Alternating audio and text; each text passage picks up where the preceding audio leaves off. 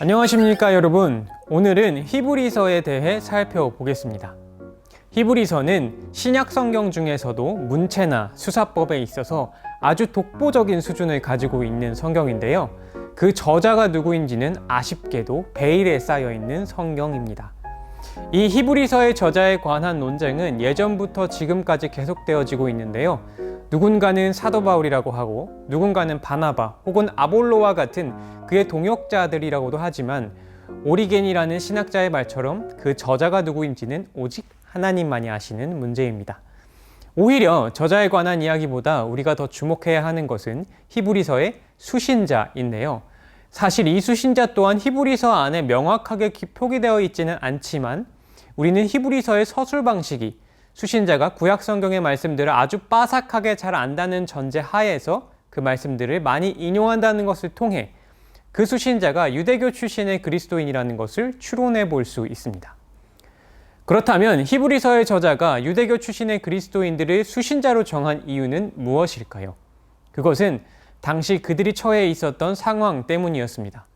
당시의 유대교 출신의 그리스도인들은 그 전통 유대교인들로부터 다시 돌아오라는 수많은 협박과 회유를 받고 있는 상황이었습니다. 그래서 실제로 이러한 협박과 회유를 이겨내지 못한 몇몇 유대교 출신의 그리스도인들은 다시 예수님을 부인하고 배교하는 경우도 있었고 또 유대교와 그리스도교 사이에서 타협을 하려는 경우도 있었다고 합니다. 히브리서의 저자는 이러한 이들의 상황을 너무나 잘 알고 있었고 그래서 유대교 출신의 그리스도인들에게 이와 같은 말씀들을 통해 그러면 안 된다는 격려와 권면의 말씀을 전하기 위해서 이 히브리서를 써보낸 것이었습니다. 자, 그렇다면 지금부터는 이러한 히브리서의 내용과 주제를 조금 더 자세하게 살펴보겠습니다. 히브리서의 내용을 간략하게 정리해보면 구약 성경만을 인정하는 유대교 전통과 예수 그리스도를 비교하여 이 예수 그리스도께서 더 우월하시다는 것을 논증함으로써 당시 협박과 회유에 지쳐 있었던 유대교 출신의 그리스도인들에게 인내로서 신앙을 지켜야 한다는 격려와 권고의 말씀을 전하고 있는 것입니다. 그렇다면 히브리서의 저자가 어떻게 그리스도의 우월성을 논증하고 있으며 또 이러한 히브리서가 우리에게 주는 메시지는 무엇일까요? 먼저 히브리서의 저자는 그리스도의 우월성을 천사와 그리스도, 모세와 그리스도, 제사장과 그리스도, 희생제사와 그리스도라는 네 가지 측면에서 비교하면서 논증하고 있으며 이 논증 끝에는 권면의 메시지를 전하고 있는데요.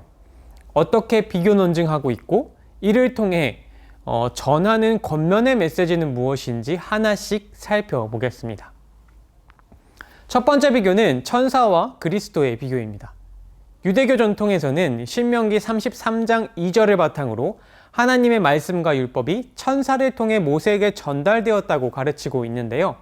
히브리서의 저자는 예수님이 천사들보다 더 뛰어나신 분이시라는 것을 말함으로써 천사가 모세에게 전한 율법보다 그리스도의 복음이 더 우월한 것임을 논증하고 있습니다.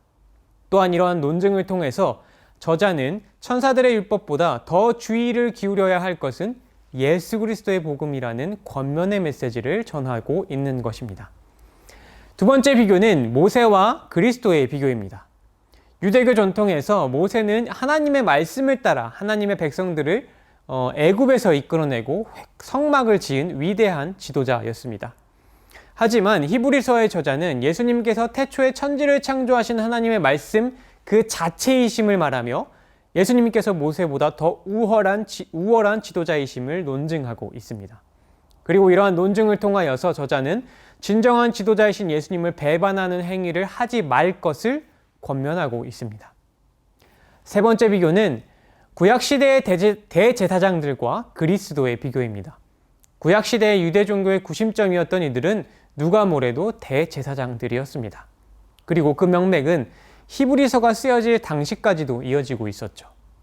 하지만 히브리서의 저자는 구약시대의 대제사장들의 사역 속에서 나타나는 인간적 한계들을 지적하고 인간적 한계를 가지고 있는 대제사장들의 사역과 인간적 한계를 뛰어넘으신 예수 그리스도의 사역을 비교함으로써 예수 그리스도의 대제사장적 사역이 더 우월함을 논증하고 있습니다. 그리고 이러한 논증을 통하여 진정한 대제사장이신 예수 그리스도를 거부하는 것은 하나님과의 화목을 거부하는 것임을 주지시키며 그러지 말 것을 권면하고 있습니다. 마지막 네 번째 비교는 희생제사와 그리스도의 비교입니다. 이 비교에서는 예수 그리스도의 속죄 사역에 대한 우월성을 논증하고 있는 것인데요. 이는 앞서 살펴본 그리스도의 대제사장적 사역의 우월성과도 연관이 있습니다.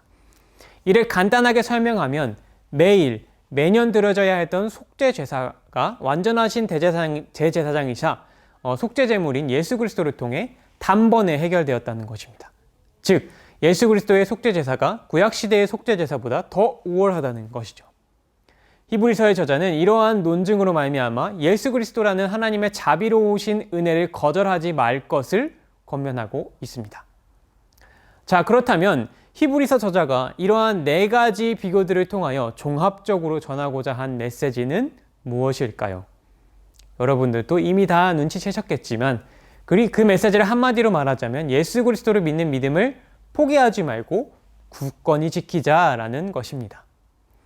이러한 히브리서의 말씀은 현재를 살아가는 우리에게도 아주 진한 메시지를 전하고 있는 것 같은데요. 예수 그리스도의 이름을 들고 세상 속으로 나아가야 하는 교회가 예수 그리스도의 이름을 팔며 세상의 밑으로 들어가려고 하는 것 같은 지금의 시대 속에 살아가는 우리에게 진짜로 우리가 붙들어야 하고 따라야 할 것이 무엇인지 이야기해주고 있는 이 히브리서를 통해 다시금 우리의 마음을 하나님 앞에 바로 세워가는 귀한 시간이 되길 바라며 이 시간 마무리하겠습니다. 감사합니다.